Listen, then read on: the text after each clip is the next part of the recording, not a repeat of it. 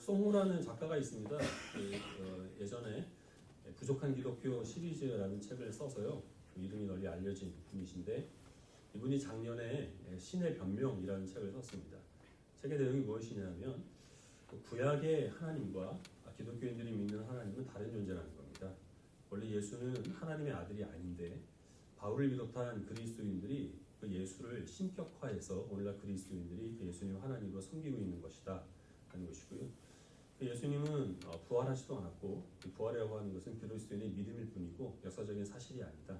아직 이런 내용의 책을 썼습니다. 그런 얘기들은 사실 특별할 것도 없고 새로울 것도 없습니다. 비교 종교학에서 늘 하는 이야기인데요. 우리 그리스도인들은 그런 이야기들을 받아들일 이유도 없고 의미도 없고 근거도 없는 것이죠. 그런데 이제 많은 사람들이 안타깝게 생각하는 것이 무엇이냐면 그 옥성호 씨가 지금 소천하신 사랑의 교회 담임 목사인 옥하는 목사님의 장남이기 때문입니다. 그래서 아버지가 평생을 걸쳐서 해왔던 그 사역을 지금 그 아들이 송두리째 부정하는 그 일을 이제 하고 있다는 것입니다. 근데 그렇게 옥성호 씨처럼 구약의 하나님과 신약의 하나님을 다른 하나님으로 구약의 언약과 신약의 언약이 단절된 것으로 이해하는 사람들이 사실 생각보다 많이 있습니다. 예를 들어서 우리 기독교 교파 가운데서 세대주의자들이 있는데요. 이 사람들이 인류 역사를 총 7단계로 나누고 각 단계마다 하나님께서 역사하시는 방법이 다르다. 전혀 상관이 없다. 이렇게 주장을 하고 있습니다. 그래서 이 사람들은 이제 구약의 그 이스라엘 백성들과 오늘날 이 교회로 부름받은 우리 그리스도인들의 어떤 연속성도 없다고 생각을 합니다. 그러니까 지난주에 잠깐 살펴본 로마서 11장의 그 유대인들의 회심도 그들이 예수 그리스도를 믿음으로 인하여서 하나님이 택하신 자들이 돌아오는 것을 이해를 하지 않고요. 지금 실제로 존재하는 이스라엘이라고 하는 나라가 예수 그리스도의 재림의 때에 그들이 이제 집단적으로 이 거룩한 하나님 나라의 지위를 회복하는 것으로 예수님과는 상관없이 그런 일이 이루어질 것으로 그렇게 이해를 하고 있다라는 겁니다. 이렇게 구약에서 역사하신 하나님과 신약시대에 역사하시는 하나님을 같은 하나님을 이해하지 못하고 구약의 이스라엘 백성들과 우리 그리스도인들의 연속성을 또 부인하는 그런 사람들이 그렇게 생각하는 이유가 무엇인지, 또 우리 그리스도인도 때로는 하나님께서 어떤 시기나 또 어떤 상황에서는 전혀 다른 말씀을 하나님 백성들에게 하시는 것 같은데 그러한 때 우리들은 그런 하나님 말씀을 어떻게 받아들여야 하는지 오늘 말씀을 통해서 조금 더 우리가 깊이 있게 살펴보려고 합니다. 지난주에 바울은 자신이 갖고 있는 그 고민을 호소를 했는데요. 이방인들은 예수 그리스도를 믿어서 속속들이 하나님의 백성으로 변화되는 그런 일들이 일어나고 있는 반면에 정작 하나님께서 언약 백성으로 불러주신 유대인들은 예수 그리스도를 하나님의 아들로 인정하지 않는 그 일들이 너무나 가슴이 아프다는 겁니다. 그들을 구원할 수만 있다면 내가 하나님께 저주를 받아 그리스도에게 끊어질지라도 그게 내가 원하는 바다 이렇게 말할 정도로 바울은 이러한 현실을 안타깝게 여기고 있었습니다. 정말 바울을 비롯한 유대인 그리스도인들은 하나님께서 우리 조상들을 언약 백성으로 불러주셨는데 하나님이 그 약속이 지금 폐하여진 것인가? 우리가 너무 하나님께 불순종하여서 하나님께서는 이제 다른 방법으로 하나님의 백성들을 부르시는 것인가? 이런 의심을 할 만한 그런 상황 가운데 놓여 있었죠. 그럼에도 불구하고 바울은 그러나 하나님의 약속은 결코 폐하여지지 않았다라고 이야기를 하고 있습니다. 그 이유가 무엇인지를 이스라엘 백성들의 그 조상들을 예로 들어서 이제 바울이 설명합니다. 먼저 아브라함이 하나님께 부름받습니다. 하나님께서는 아브라함에게 내가 너를 큰 민족을 이루게 하겠다.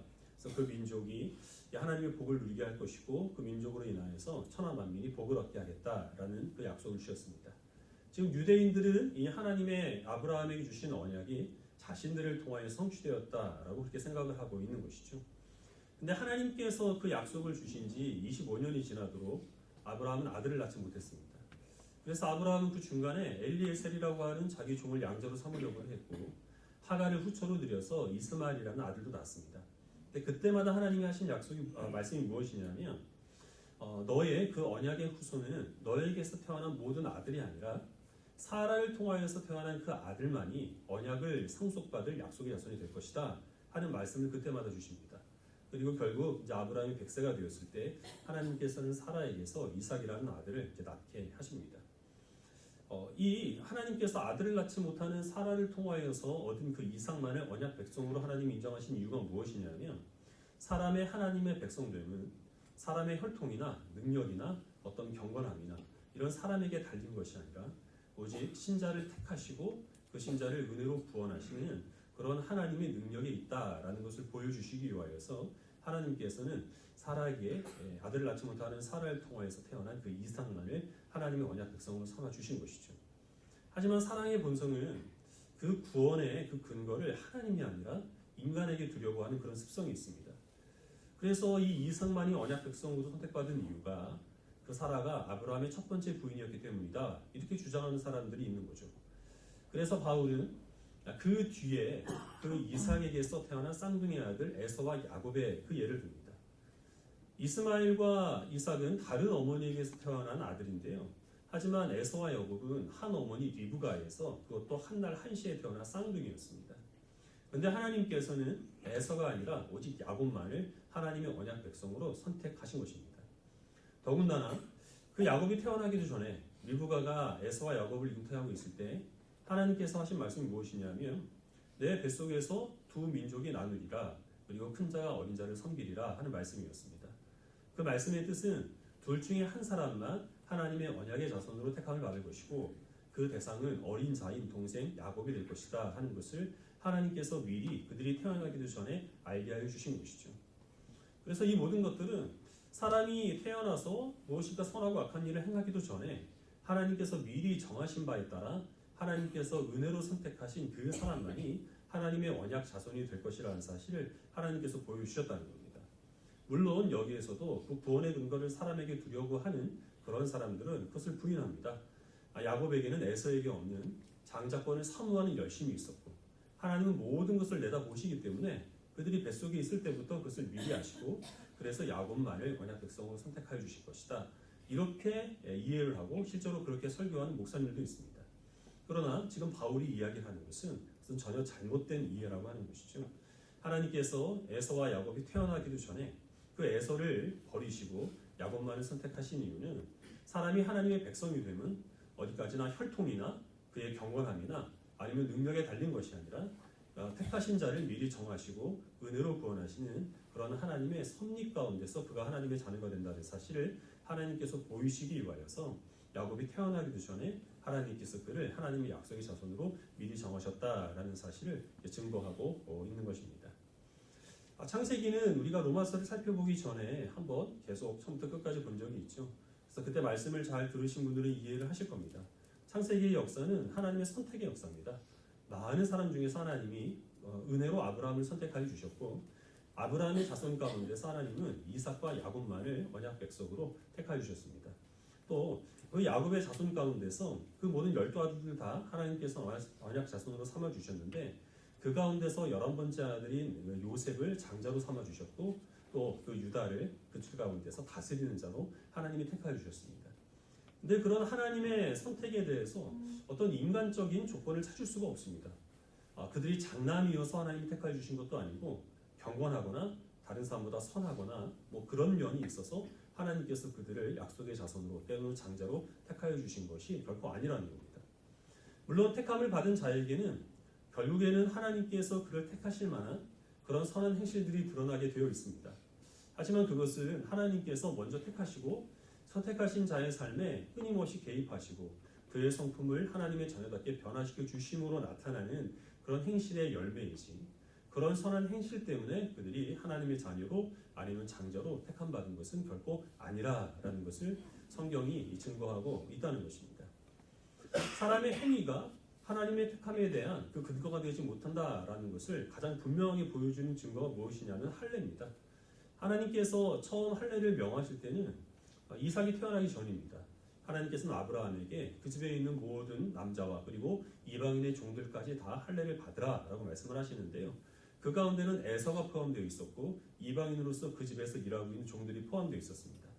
이 사람들이 이삭보다 먼저 할례를 받았는데 그러나 하나님께서 언약 백성으로 선택하여 주신 사람은 에서도 아니고 다른 이방인 종들도 아니라 바로 이삭 한 사람뿐이었다는 것이죠. 할례를 받았음에도 불구하고 그들은 언약 백성으로 택함을 받지 못했다는 겁니다. 할례라고 하는 그 율법의 행위가 하나님께서 성도를 구원하여 주시는 구원의 조건이 될 수 없다라는 것을 하나님께서는 창세기에서부터 이미 보여주신 바 되었다는 겁니다. 그래서 바울은 9장 13절에서 하나님이 야곱은 사랑하시고 에서는 미워하셨다라고 하는 이 말라기 말씀을 인용함으로 이 단락을 마무리하고 있습니다. 말라기에서 이 말씀의 의미는 이 야곱이 의미하는 바는 그 야곱의 후손으로 하나님의 백성으로 택함을 받은 이스라엘 백성들을 의미하고요. 그 에서는 그 에서의 후손인 에돔 족속이 대표로 하는 이방인들을 뜻합니다. 하나님께서 이스라엘 백성들을 택하신 이유는 오직 하나, 그들을 사랑하셨기 때문입니다. 야곱이 에서보다 특별히 하나님의 사랑을 받을 만한 어떤 거룩한 면이 있었느냐면 그렇지 않았는데 그것과는 상관없이 하나님께서는 그저 야곱을 사랑하셔서 그를 택하셨다는 것이죠. 마찬가지로 그의 그 영적인 후손으로 부름받는 모든 언약 자손들은 그들의 혈통이나 능력이나 어떤 경건한 믿음 그런 것 때문에 하나님께서 그들을 언약 작성으로 택하여 주신 것이 아니라 하나님께서 그들을 사랑하여 주심으로 하나님이 주권적인 은혜로 말미암아 그들을 선택하여 주셨다라는 것을 바울은 증거하고 있습니다. 중요한 건 바울이 지금 이야기를 왜 하고 있느냐라는 것이죠. 누가 선택을 받았고 누가 버림을 받았는가 이거를 가려내기 위해서 바울이 지금 이 얘기를 하는 것은 아닙니다. 하나님의 그 선택의 역사를 성도 개개인의 구원과 직결하게 되면 여러 가지 많은 오해가 발생되는데요. 바울이 지금 여기서 이야기하는 것은 하나님께서 이 구원하실 자를 미리 정하여 주셨고 그 구원하시기로 정하신 자에게 하나님께서 믿음을 주셔서 그 믿음으로 말미암아 은혜로 하나님의 백성들을 구원하신다는 이 복음을 바울이 만들어낸 말이 아니라는 것이죠. 하나님께서는 애초에 원래 창세기에서부터 은혜로 하나님의 백성들을 구원하여 주셨다라는 것을 지금 바울이 증거하고 있는 겁니다.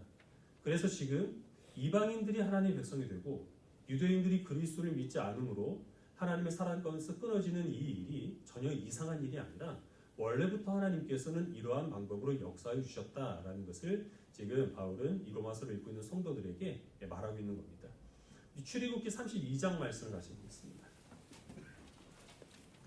출애굽기 32장 7절부터 14절까지 말씀을 보겠습니다.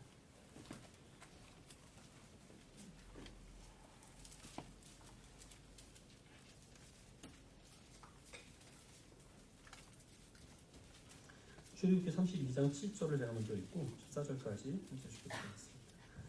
여호와께서 모세에게 이르시되 너는 내려가라 내가 애굽 땅에서 인도하여 낸 내 백성이 부패하였도다.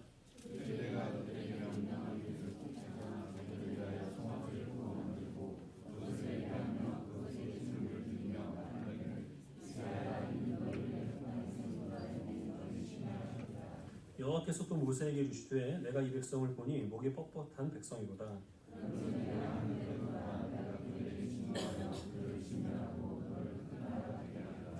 모세가 그의 하나님 여호와께 구하여 이르되 여호와여 어찌하여 그 큰 권능과 강한 손으로 애굽 땅에서 인도해 내신 주의 백성에게 진노하시나이까? 어찌하여 그 사람들이 이르기를 여호와가 자기 백성을 산에서 죽이고 지면에서 진멸하려는 악한 이유로 우리를 위하여 하나님이시니까 주의 능력한 돌을 주시고 뜻을 돌이키사 그 백성에게 이 말을 내리시옵소서. 주의 종 아브라함과 이삭과 이스라엘을 기억하소서. 주께서 그들을 위하여 주를 가리켜 맹세하여 이르시기를 내가 너희의 자손을 하늘의 별처럼 많게 하고 내가 허락한 이 온 땅을 너희 자손에게 주어 영원한 기업이 되게 하리라 하셨나이다. 여호와께서 뜻을 돌이키사 말씀하신 바를 그 백성에게 내리지 아니하시니라.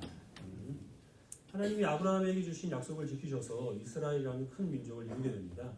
그 이스라엘 백성들이 애굽에서 종살이하고 있을 때 하나님 모세를 인도자로 세우셔서 그들을 광야로 이끌어내십니다.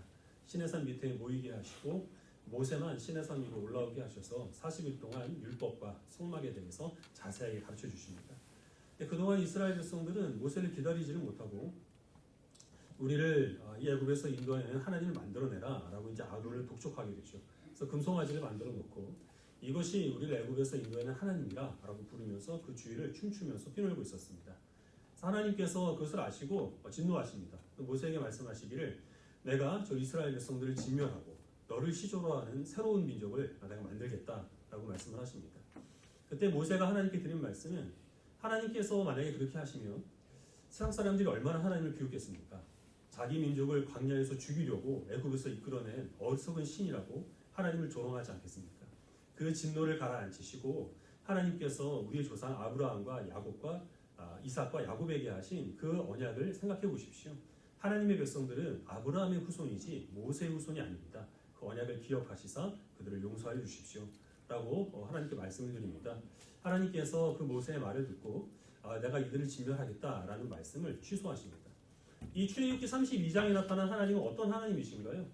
하나님의 성품은 어떻습니까? 다혈질이시죠. 욱해서 내가 저들을 다 죽여버리겠다.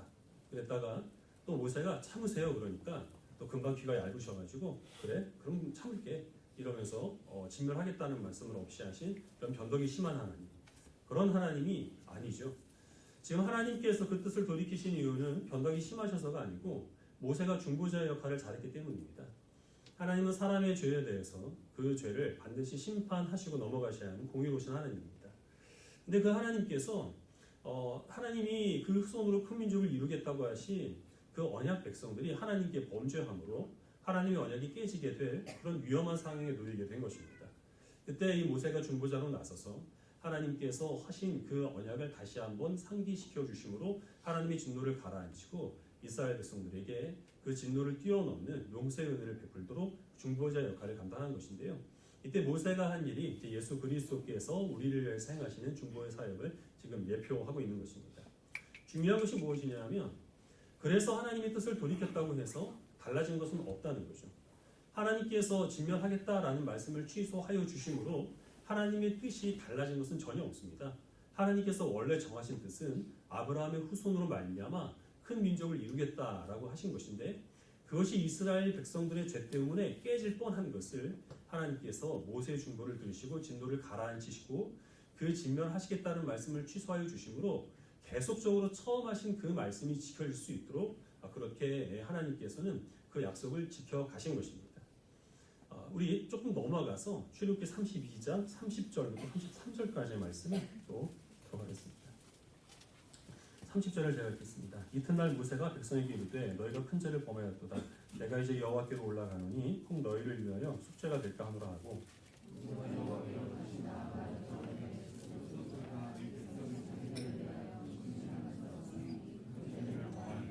읽겠습니다. 그러나 이제 그들의 죄를 사하시옵소서. 그렇지 아니하시면 원하건대 주께서 기록하신 책에서 내 이름을 지워버려 주옵소서. 모세가 산 밑으로 내려가서 우상 숭배자들을 다 처단을 합니다. 그리고 다시 산 위에 올라가서 하나님께 기도드리는데요. 하나님 저들을 용서하여 주십시오. 그렇게 하지 않으시려거든 내 이름을 하나님의 책에서 지워주십시오. 내 이름이 지워져서 내가 멸망을 당하는 한이 있더라도 나는 이스라엘 백성들이 하나님께 용서를 받아 구원을 얻기를 원합니다. 이 기도를 드립니다. 우리 로마서 9장에서 한 말이 사실 이 말입니다. 내 형제, 고륙, 친척을 위하여서 내가 저주를 받아 그리스도에게서 끊어질지라도 내가 원하는 바로다. 이 말을 지금 모세가 출애굽기에서 하고 있는 것이죠. 바울이 그 말을 한 후에 곧바로 이어서 그러나 하나님의 언약이 폐하여진 것 같지 않다. 하나님께서는 처음 하신 그 말씀을 지금도 여전히 지키고 계신다라는 이제 그 증언을 합니다. 그래서 바울은 로마서 9장을 쓰면서 지금 그 로마서 9장을 읽고 있는 유대인 그리스도인들이 출애굽기 32장에 나타난 이 하나님을 기억하기를 그가 바라고 있는 것입니다. 하나님께서는 언뜻 보면 말씀을 뒤집으시는 것 같고 언뜻 보면 상황에 따라서 다른 약속으로 그의 백성들을 구원하시는 것 같습니다. 하지만 그것은 순간적으로 보이는 형상일 뿐 하나님은 원래 처음부터 끝까지 은혜로 주의 백성들을 불러주셨고 주권적인 섭리로 하나님의 자녀들을 선택하여 주셨고 선택하신 자들을 틀림없이 구원하시는 그 일들을 지금까지 해오셨습니다. 하나님께서 아브라함의 후손을 언약 자손으로 삼아주시겠다라고 말씀하셨지만 그러나 하나님께서는 모든 아브라함의 자손들을 언약 백성으로 삼아주신 것이 아니라 그 가운데서 하나님이 미리 정하시고 택하신 이삭과 야곱만을 하나님이 언약 백성으로 삼아주신 것이죠. 율법을 통하여서 이스라엘 백성들을 구원하시려다가 이스라엘 백성들이 율법을 지키지 않아 그러나 실패하신 것 같지만 그러나 근본적으로 이 이스라엘 백성들은 영적으로 하나님이 택하신 자녀들이기 때문에 하나님께서는 지금까지 이스라엘 백성들을 통하여 구원의 역사를 이루어 오신 것이 그것이 하나님의 뜻이었고 그대로 행하셨다면 이제는 이방인들을 예수 그리스도를 믿는 믿음으로 부르셔서 그들을 언약 백성으로 삼아주시는 것이 지금 행하시는 하나님의 구원의 언약이고 이것은 처음 하신 말씀에서 어긋남이 없다는 겁니다.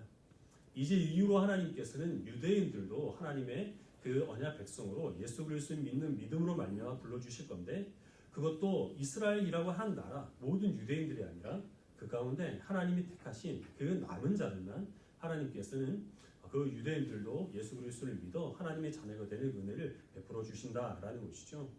그래서 결론이 무엇이냐면 우리들이 살아가는 동안에 하나님의 약속이 폐해진 것 같은 그런 상황들이 있습니다. 하나님께서 왜 처음 하신 약속을 지키지 아니하시는가? 과거에 역사하신 하나님께서는 왜 지금 나에게는 똑같은 방법으로 역사하지 않으십니까? 하나님께서 구원하시는 방법이 바뀌신 것인가? 하나님의 마음이 달라지신 것인가? 이러한 시험이 우리들에게 오는 그런 순간들이 있습니다.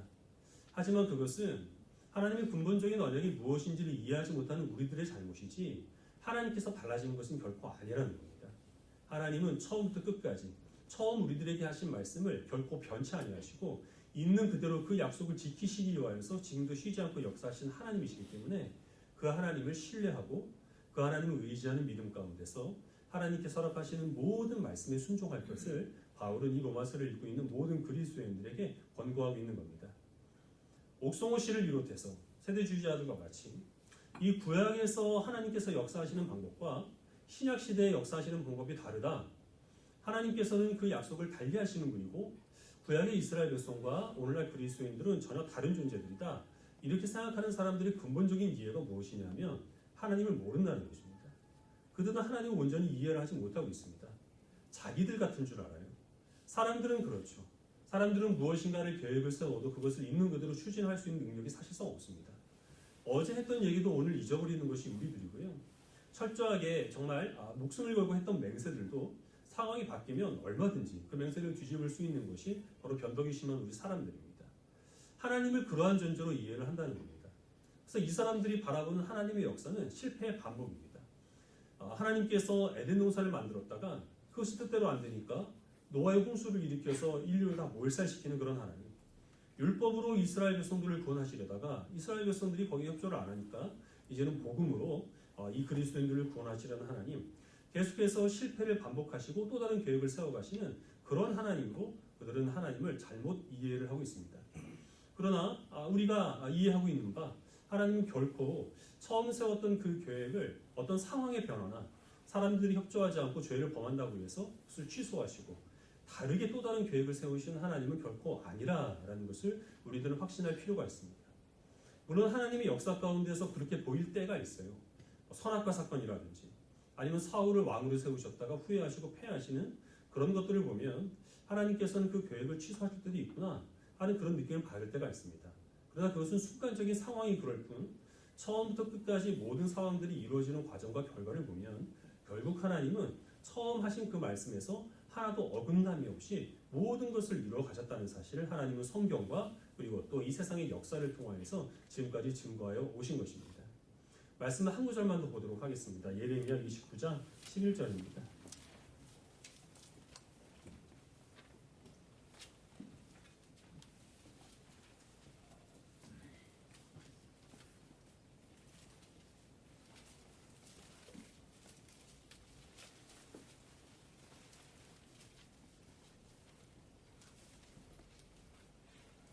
예레미야 29장 11절 우리 한 절 말씀 같이 읽겠습니다.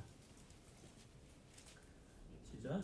여호와의 말씀이니라 너희를 향한 나의 생각을 내가 아나니 평안이요 재앙이 아닙니다. 너희에게 미래와 희망을 주는 것이니라. 하나님의 약속의 말씀은 시대적인 상황이나 그 말씀에 대한 인간의 반응에 따라서 조금 다른 형태로 주어질 때가 있습니다. 그래서 어떤 경우에 하나님의 그 언약의 말씀들은 우리들에게 있어서 감당하기 힘든 명령으로 주어질 때가 있어요. 내가 그 하나님의 모든 명령들을 지킬 수 있는 힘이 없는데 그래서 하나님의 말씀을 들을 때 마음에 부담이 생길 때가 있습니다. 또 하나님께서는 항상 우리들에게 위로와 격려만 주시는 것이 아니고 때에 따라서는 질책과 또 경고의 말씀을 또 주실 때도 있습니다. 그래서 그 말씀 앞에서 우리들은 위축될 때가 있습니다. 하나님의 사랑을 의심하게 되는 또 그런 상황들도 있습니다. 하지만 하나님의 그 모든 언약의 말씀은 시대적인 상황과 인간의 반응에 따라서 형태만 조금 달라질 뿐 근본적인 의도, 그 말씀을 주시는 하나님의 마음은 늘 한결같습니다. 오늘 우리가 읽은 이 예레미야 29장 11절 말씀이 모든 언약의 말씀을 주시는 하나님의 한결같은 주의 백성들을 향한 의도입니다. 그것이 무엇이냐면 재앙이 아니라 우리들에게 평안을 주게 하시는 것이고 장래와 소망, 좀 더 정확히는 장래의 소망을 주시기 위하여서 하나님께서는 모든 하나님 말씀으로 우리를 다스리시고 그 말씀을 들려주신다라는 것입니다. 이것이 변치 않은 하나님의 그 백성을 향한 의도라는 것을 우리가 무엇을 통해 확신할 수 있냐 하면 이 말씀이 선포된 당시 이스라엘 백성들의 상황입니다. 죄를 범해서 이스라엘 백성들이 각각 아수르와 바벨론에 멸망을 하는, 그래서 그 나라가 없어지는 극단적인 절망의 상황에도 하나님께서는 너희를 향한 나의 생각은 내가 아니다 라고 말씀을 하시고, 그것은 재앙이 아니라 평안을 주려는 것이고 장래의 소망을 주는 것이다 라고 말씀하셨기 때문에 우리가 어떤 상황 속에 있든지 우리의 믿음이 어떤 상태든지 변함없이 하나님께서 우리에게 주시는 모든 약속의 말씀은 평안과 장래의 소망을 주시려는 위로와 격려와 사랑의 말씀이라는 사실을 우리가 굳건하게 확신할 수 있다는 것입니다. 이런 하나님의 변치 않는 사랑을 의심하게 만드는 많은 상황들이 있습니다. 먼저 우리들이 부족합니다. 우리들이 연약해요.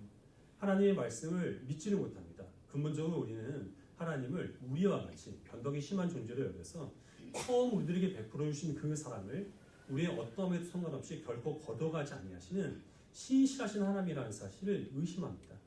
또 세상이 우리를 시험합니다. 사탄이 우리의 믿음을 흔듭니다.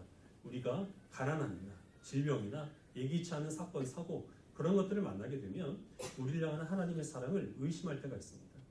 그럴 때 우리들은 무엇을 생각해야겠습니까? 내가 이 백성을 진멸하겠다라고 말씀하신 그 말씀 앞에 있는 모세를 기억하시기 바랍니다.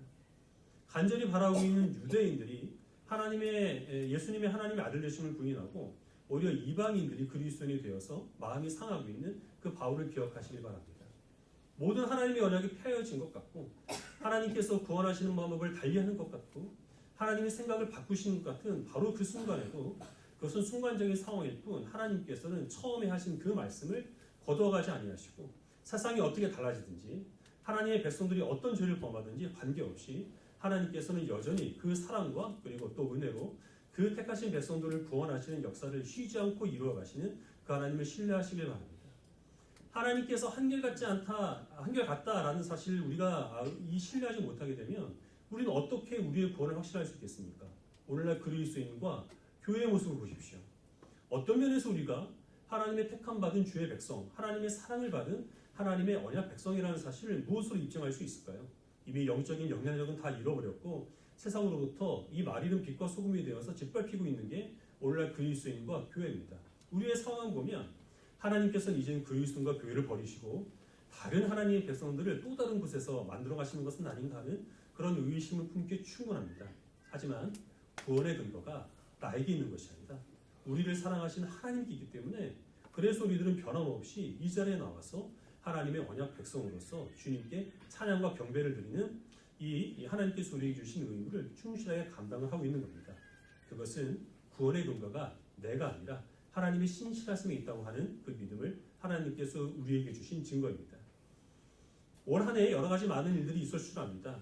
그러나 다양한 일들이 우리들에게 있었지만 그 모든 일들이 우리들에게 건네주는 것은 바로 하나님께서 우리들에게 평안을 주시며 장래의 소망을 주시려 하며 우리로 말미암아 하나님의 거룩하신 뜻을 이루려 하심이라는 사실을 기억하시고 올 한 해를 어떤 일이 있었든 간에 감사하는 마음으로 마무리하는 지혜로운 백성들이 되시기를 바랍니다. 내년도에 여러 가지 계획과 목적이 있을 겁니다. 우리가 기도함으로 믿음으로 추진하는 모든 일들은 우리 눈에 보기에는 다양한 형상으로 이루어지겠지만 그러나 궁극적으로 그 모든 일들을 통하여 하나님께서 우리들에게 평안과 장래의 소망을 주실 줄로 믿습니다. 그 확신을 가지고 어려운 일이 있어도 낙심하지 마시고 하나님께 대해서 큰 소망을 가지고 기대함으로써 한 해를 맞이할 수 있는 주의 백성들이 되시길 바랍니다.